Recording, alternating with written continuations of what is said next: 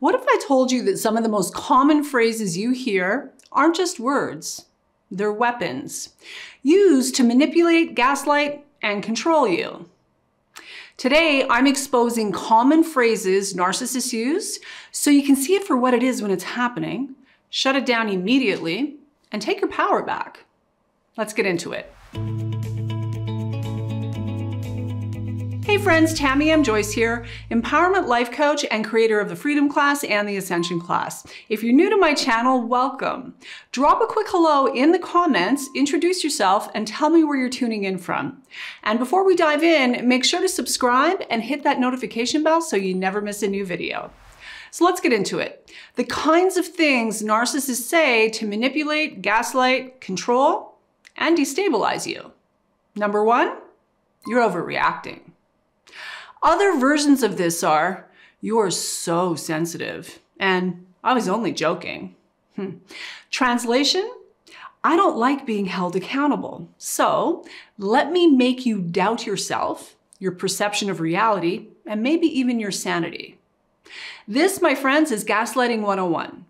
You have a perfectly rational and legitimate emotional response to something hurtful, toxic, or insane even, something they've done or said, and instead of owning their behavior, they flip it on you. What's really happening is they see that you're catching on to their toxic ways, and that threatens their ability to manipulate, dominate, and control you.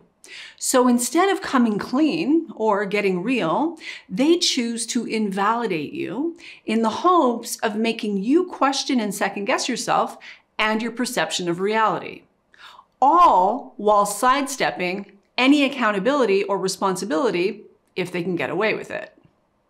Your best response, stay grounded in what you know to be true, what you know you live.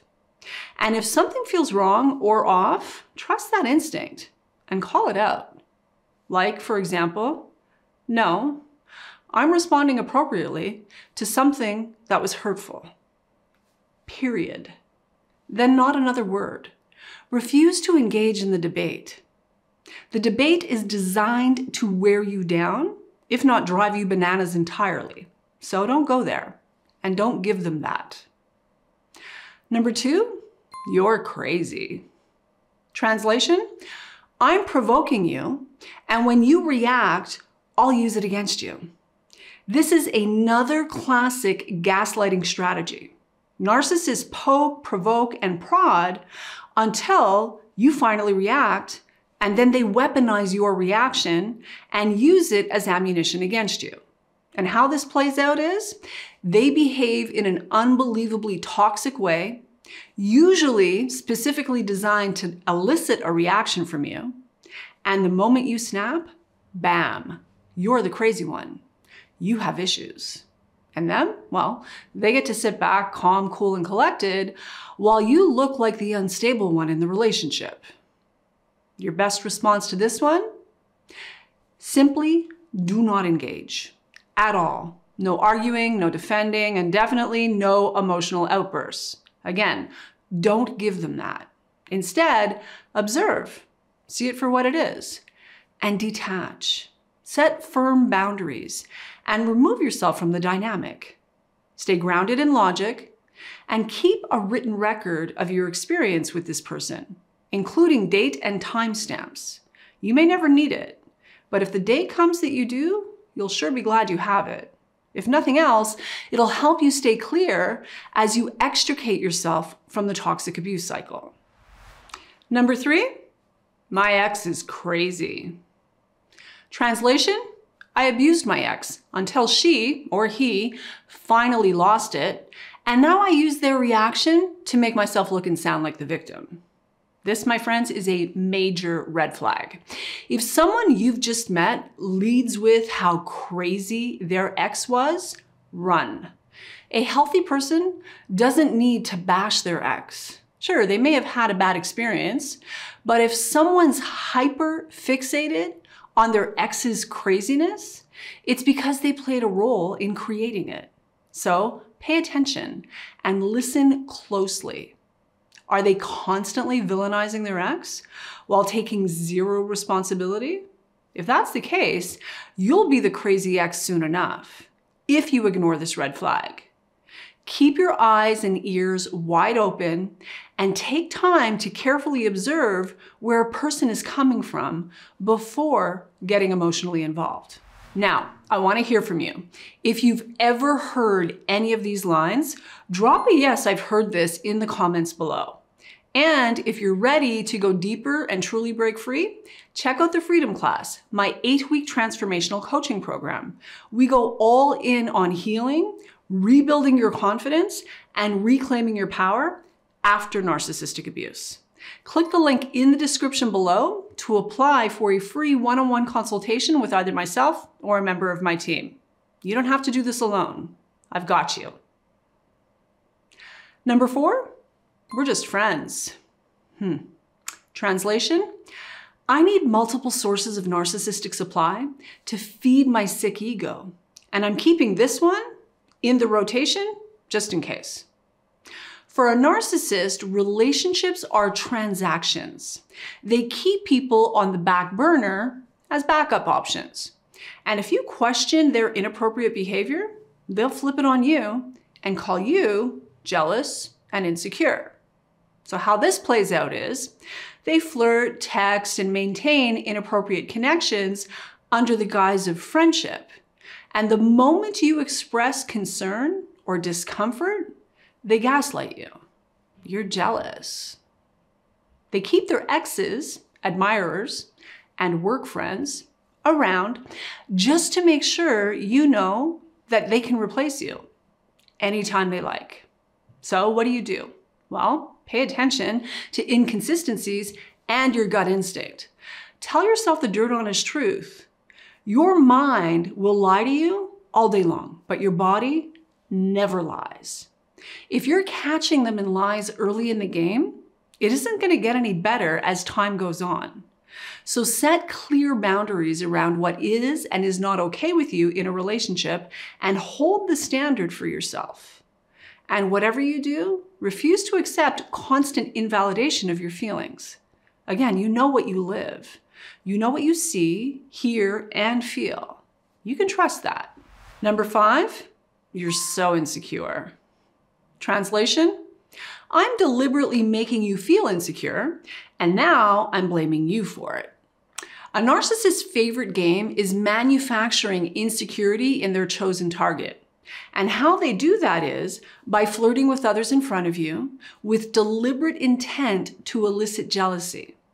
Another way they'll do this is by praising someone else excessively for no other reason than to make you feel inferior. They'll also point out fake flaws in you in an attempt to lower your self-esteem. Nice people. Your job: know your worth. Truly, know your value and your worth to your core. Do the work to get there. Do not ever let anyone erode your self-confidence. Don't fall for that trap. When they try to bait you in this way, refuse to react. Again, see it for what it is and do what you need to do to take care of yourself. Distance yourself from this kind of toxic and hurtful person. That's usually going to be your best bet, the best way to go. Number 6, you have trust issues. Translation: I'm lying to you, and I need to make you feel like the problem so I can get away with whatever it is I'm trying to get away with. Here's the thing. If someone is constantly lying to you, betraying you, or acts shady in any way, and then accuses you of having trust issues when you call it out, it's time for a reality check. Your gut instinct is accurate. If something feels off, it probably is. Trust is earned, not automatically assumed, and certainly not demanded through manipulation and emotional bullying. A healthy person won't blame you for wanting clarity. And people who have nothing to hide, hide nothing. So refuse to accept gaslighting in any of your relationships. Stand by what you know to be true and respect yourself. If you don't, nobody else will. Number 7, who would believe you? Translation? I've isolated and smeared you enough to make you feel powerless. This, my friends, is nothing short of psychological warfare. Narcissists use isolation, character assassination, and intimidation to keep you quiet and controlled. So what do? Again, document everything. Lean on safe, supportive people who get it, and never let fear keep you in a toxic abuse cycle. Find a way to reclaim your power and get the hell out of there. Number 8, no one will want you. Translation, I need you to believe you're unworthy, so you never leave me. Now hear me. This is a lie, a flat-out lie, designed to keep you stuck in the toxic abuse cycle for as long as you're willing to stay. What you may not realize is narcissists target powerful, light-filled, love-filled, highly empathic, accomplished, and talented people. People who bring a lot of good stuff to the table. The very fact that they have chosen you to begin with, that's proof of all the good that you carry and all the good that you bring to the table of the relationship, even if you can't see that right now.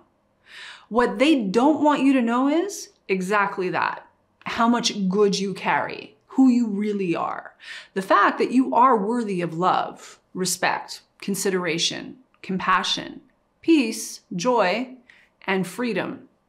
And when you step into your power, their control disappears. And they don't want that. So they lie to you about who you are and what you're worth. Don't believe them, please. And last but not least, number 9, you'd be nothing if it weren't for me. Narcissists will happily take credit for your accomplishments and all of the hard work you've put into doing, creating, building, or even becoming something that they themselves have not. And although they may or may not have contributed in some way, usually a very small way, if at all, to helping you get where you are, regardless, they'll be of the mindset that if it weren't for them, you'd be nothing, an absolute zero, a total lost cause. Can you imagine what kind of empathy impaired, entitled, arrogant, and self-absorbed emotional manipulator you'd have to be to say the words, "You'd be nothing if it weren't for me," to another human being? One you supposedly love, no less? They sure are something, aren't they? They'll also happily remind you of just how much you owe them for your success. They don't just want to share in your glory. They want all of the credit and all of the glory for themselves and anything else they can exploit you for along the way. These are the people who are not only jealous and resentful, but are actually mad at you for enjoying the success that they themselves have been unwilling to work for. Charming. And with that, I'm going to call it a wrap. But before I go, how can Tamie M Coaching help you? 4 ways. Number 1, subscribe to my channel and click that notification bell to make sure you get my new video every Friday. Number 2, watch my free web class by clicking on the link in the description below. You'll learn about my personal journey and professional experience through decades of research specific to healing and recovery from codependency and narcissistic abuse. You'll also learn about some powerful strategies that you can begin to use today. Number 3, if you're not sure where to start, but you want to come and learn from my team and I, and you'd like to be supported by a stellar community of like-minded people who are focused on solutions that actually work, you can learn more about my 8-week transformational coaching program, the Freedom Class, by going to TamieMCoaching.com and clicking on programs and reviews for all the details. And number 4, if you want some help right now because you have a burning issue, you need something solved, you want to break free from painful relationship patterns permanently and actually make lasting progress in your healing and recovery, go to TamieMCoaching.com and click on Apply Now to learn how you can become my client.